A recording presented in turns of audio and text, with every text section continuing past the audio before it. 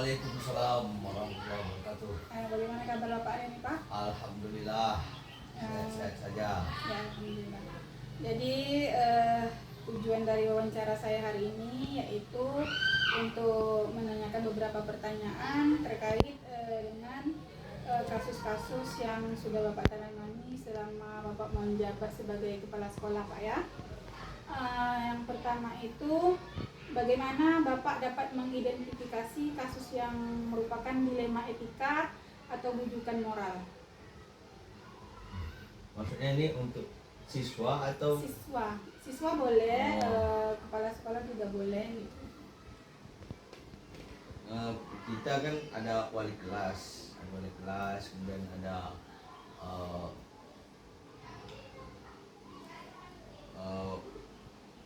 bagian kesiswaan juga kan, kesiswaan, kemudian ada BP, BK, guru BK. Nah, kemudian berarti masing-masing itu kan membuat, ya, mencatat kejadian-kejadian perilaku para siswa baik di kelas maupun di luar kelas. Nah, kemudian ini secara berkala itu dievaluasi.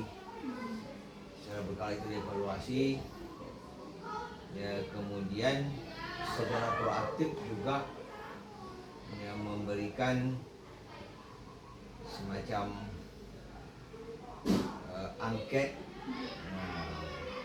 yang nanti para siswa itu mengisi apa yang mereka alami dari temannya masing-masing. Masing-masing menceritakan dari angket itu apa yang mereka alami, tindakan-tindakan teman-temannya yang tidak sesuai etika ataupun moral, ataupun dari pihak pendidik pun ya, yang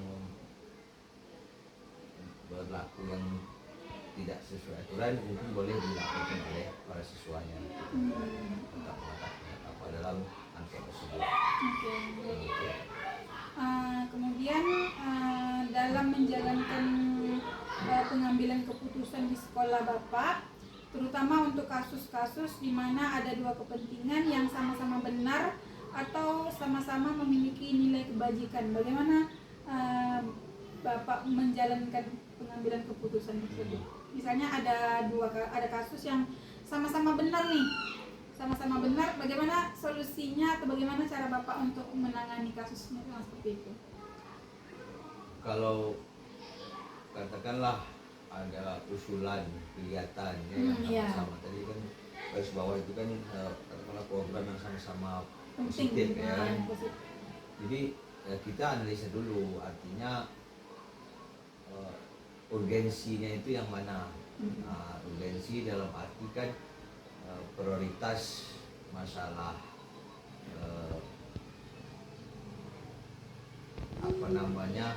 waktu, mana yang mendesak, dan kemudian dari masalah waktu yang mendesak, kemudian masalah yang bisa berakibat fatal. Jadi kita dahulukan yang skala prioritas. Artinya prioritas ini kan itu tadi masalah tingkat urgensinya dari segi waktu, kemudian dari segi manfaatnya, dan juga biaya.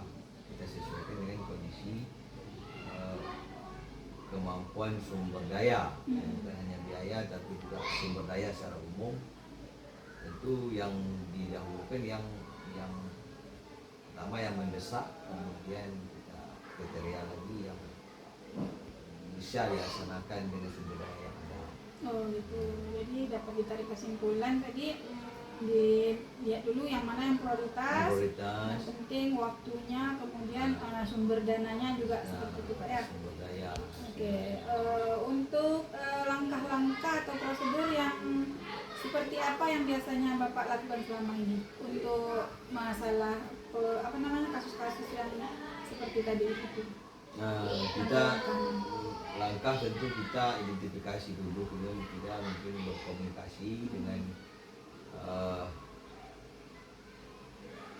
personal yang terkait dengan permasalahan tersebut, yang mengerti dengan hal tersebut. dicantumkan, bagaimana formulasinya, ya kemudian jika perlu memang kalau memang harus dikeluarkan ya kita keluarkan dengan rapat umum. Jadi dimulai dengan pembicaraan yang kecil dulu, yang dengan inti-intinya, kemudian setelah itu kalau memang harus dikeluarkan ya baru kita bukan. Kalau memang harus membutuhkan validasi dari pihak atasan atau dinas ya kita konfirmasikan dulu ke pihak atasan. Oh gitu. Jadi endingnya kita lihat juga ya Pak ya, apakah perlu validasi dari atasan atau tidak Pak ya. Kalau tidak masih bisa dirapatkan. Identifikasi masalah. Oke. Baik, untuk pertanyaan yang selanjutnya, hal apa saja yang selama ini Bapak anggap efektif dalam pengambilan keputusan pada kasus-kasus dilema etika tersebut? Yang efektif menurut Bapak lagi? Kalau yang efektif ya tadi kita perlu data dulu. Kita perlu data dulu, informasi ya sejauh mana permasalahan itu dampak dari permasalahan itu. Kemudian kita datang ya, kemudian kita carikan akar permasalahan, mengapa hal itu terjadi. Kemudian kalau memang ada mungkin faktor yang berperan, nah itu kita cari faktor yang berperan. Nah baru kita merumuskan langkah-langkah untuk mengantisipasinya. Oke, berarti diidentifikasi dulu ya, dari hal-hal yang kecil.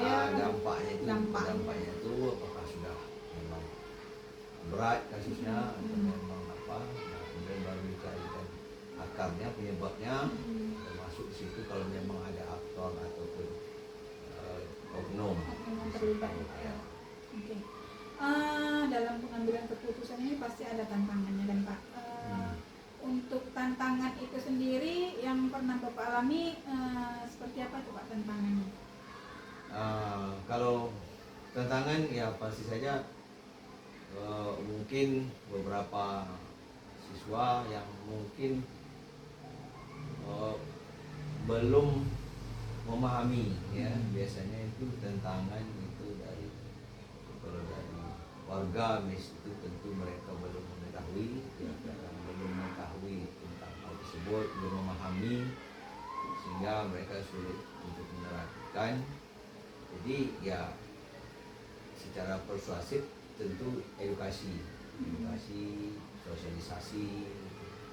Nah kalau termasuk kalau memang ada tantangan dari lingkungan di luar wewenang sekolah, mungkin kita berkolaborasi dengan para stakeholder yang ada, mungkin pemuka masyarakat atau ya mungkin pihak komite dan beberapa tokoh-tokoh. Jadi tantangan itu berasal masih dalam kawasan warga sekolah lah. Oke, selanjutnya Bapak kalau memiliki atau menemukan kasus-kasus yang dilema etika memilih dua hal yang sama-sama penting seperti itu, apakah Bapak memiliki jadwal untuk menyelesaikan kasus? Apakah diselesaikan di saat itu juga atau ada jadwalnya, ada prosedurnya yang harus diselesaikan, yang harus dijalani untuk menyelesaikan kasus-kasus dilema etika itu? Ada gimana tuh Pak? Kalau kita di sekolah sebenarnya tidak kaku ya, tidak kaku artinya kalau hal yang memang itu tadi, kalau memang halnya itu mendesak, itu kita tidak terjadwal. Jadi kita harus sifatnya kalau insidental itu ya di saat itu harus kita selesaikan. Nah, di saat itu juga harus kita selesaikan. selesaikan. Kalau memang kasusnya istilahnya sudah terjadi gejolak ataupun dampak yang mengkhawatirkan. Tidak perlu terjadwal, memang harus sifatnya apa namanya ya saat itu Oke. Untuk mengambil keputusan-keputusan dalam kasus dilema etika ini, apakah Bapak memiliki seseorang orang atau faktor-faktor yang membantu mempermudah Bapak untuk mengambil keputusan tersebut? Apakah ada aktor atau faktor-faktor yang membantu mungkin? Kalau membantu itu udah jelas, sudah pasti ya. Kita yang jelas seluruh warga sekolah, seluruh sumber daya itu tentu harus bekerja sama untuk membantu. Nah, cuma mungkin masing-masing itu kita delegasikan sesuai kondisi dan kompetensi. Mungkin ada yang mempertanggungjawabkan di bidang masing-masing. Kalau sebenarnya memang semuanya harus terlibat, semua warga itu harus kita libatkan, membantu dalam menyelesaikan semua kasus lah di sekolah. Nah, cuma untuk memudahkan memang harus kita koordinir. Nah, itu namanya di koordinir itu mungkin didelegasikan sesuai dengan kondisi keadaan masing-masing pada saat itu. Oke, berarti untuk membantu mempermudah mengambil keputusan tentu membutuhkan orang-orang yang sesuai atau kompeten di bidangnya. Oke. Ini pertanyaan terakhir Pak, dari yang Bapak sampaikan tadi selama sesi wawancara kita ini, pembelajaran apa yang dapat Bapak petik dari pengalaman Bapak untuk mengambil keputusan dalam dilema etika, dalam kasus-kasus yang pernah Bapak tangani? Apa pembelajarannya itu untuk Bapak? Yang utama itu, pertama kita tidak boleh panik. Dalam hal kalau ada suatu masalah, hal yang utama itu kita harus tenang, dan kemudian harus fokus ke kondisinya. Kemudian dipelajari, dipahami betul apa yang kondisi itu apa. Kita pahami dulu adalah ini gawat darurat atau mendesak atau bagaimana atau membahayakan. Nah, ini kategori ini kan, permasalahan ini kan membahayakan fisik atau mental ya. Jadi itu kita harus tapi yang jelas pelajarannya yang kita ambil itu kita jangan panik, sehingga kita jangan panik, kemudian harus tenang dan langsung kita harus berpikir prosedur apa yang harus kita lakukan. Dan prosedural apa yang kita lakukan. Kalau kita memang ini kita butuh orangnya panggil dulu, siapa tadi yang mungkin tadi yang saya bilang yang membantu sesuai dengan kompetensinya itu tadi. Orang-orang yang bisa membantu itu kita cari dulu. Pengalamannya itu jangan panik, kita harus tenang dan fokus. Jangan panik, fokus, tetap tenang, dan jalankan sesuai prosedur. Kalau memang membutuhkan dukungan atau bantuan, kita carikan bantuannya. Oke, baik. Demikianlah Bapak wawancara kita hari ini. Mohon maaf nih sudah mengganggu waktunya. Saya ucapkan terima kasih. Assalamualaikum warahmatullahi wabarakatuh. Waalaikumsalam warahmatullahi wabarakatuh.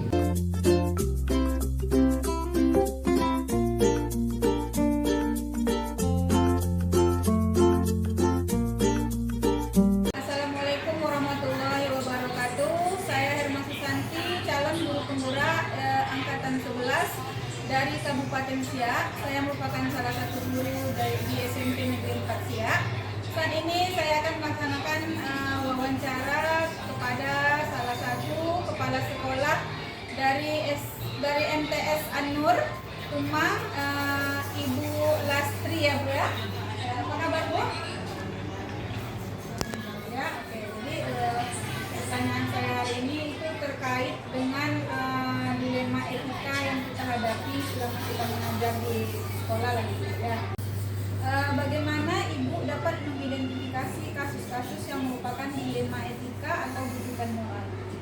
Dalam mengidentifikasi kasus-kasus yang merupakan dilema etika itu, rujukan moral itu dengan melihat kasus tersebut apakah berhubungan dengan etika atau moral, dengan kita kumpulkan data, kemudian kita ajak pihak terkait untuk bagaimana cara penyelesaiannya, kemudian kita pertimbangkan di mana yang pantas untuk menyelesaikan konflik itu supaya jangan terjadi lagi kasus itu.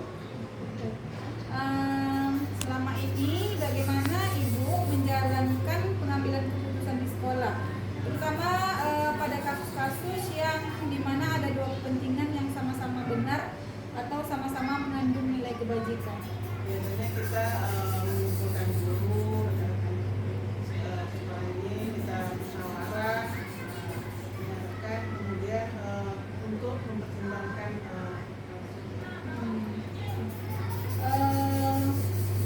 Untuk menyelesaikan kasus-kasus yang berhubungan dengan dilema etika ini kan ada langkah-langkah ataupun prosedurnya ya Bu ya. Biasanya langkah atau prosedur yang Ibu ambil untuk melaksanakan atau menyelesaikan kasus dilema etika ini bagaimana? kita dengan musyawarah berdiskusi dulu, kemudian kita memutuskan keputusan apa yang harus kita ambil, tidak bisa sendiri, kita lakukan musyawarah. Ya, berarti harus dirapatkan ada kolaborasi untuk menyelesaikan masalah-masalah tersebut ya. Karena kalau satu kepala aja kan kadang beda pendapat, jadi dikumpulkan dahulu. Selama ini hal yang Ibu anggap efektif dalam pengambilan keputusan dalam kasus-kasus dilema etika ini apa?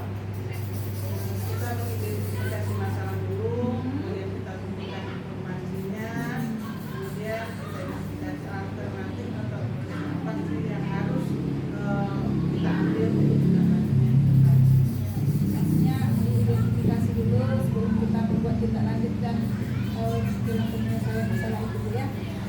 Oke. Pastinya selama Ibu menjadi kepala sekolah di MTS ini pasti ada kasus-kasus yang dilema etika itu sendiri ya Bu ya. Apakah ada tantangan dalam pengambilan keputusan dalam kasus-kasus dilema etika ini? yang pasti ada Bu, karena kita banyak pertimbangan, satu sisi dia perlu, satu sisi lagi dia tidak punya gitu. Jadi ya itulah dia berembuk tadi lah sama kawan-kawan itu memilah dalam Iya. Jadi tantangannya itu untuk memilah tadi Bu ya, harus dengan rapat juga berarti ya. Oke.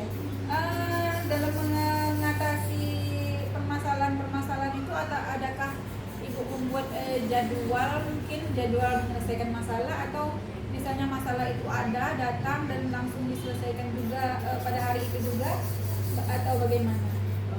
itu tidak ada jadwalnya khusus ya, itu tadi dapat ada itu kita Rapat itu ya.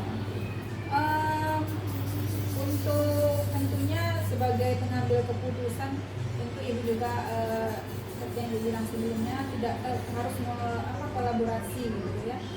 Kira-kira apakah ada faktor ataupun orang-orang yang Ibu anggap bisa membantu Ibu dalam mengatasi permasalahan-permasalahan yang Ibu hadapi tersebut?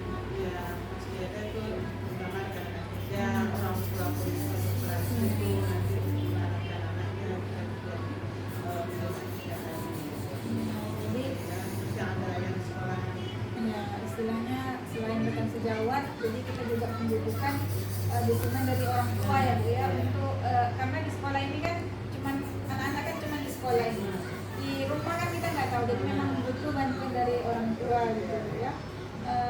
Selanjutnya yang terakhir itu ya, jadi dari semua kasus-kasus yang sudah Ibu alami selama Ibu menjabat sebagai kepala sekolah ini, pasti ada pembelajaran yang Ibu petik dari pengalaman mengambil keputusan dalam kasus-kasus dilema etika ini.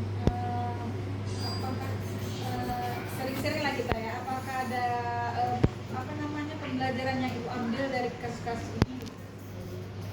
Ya, pembelajarannya itu kita dalam pengambilan keputusan.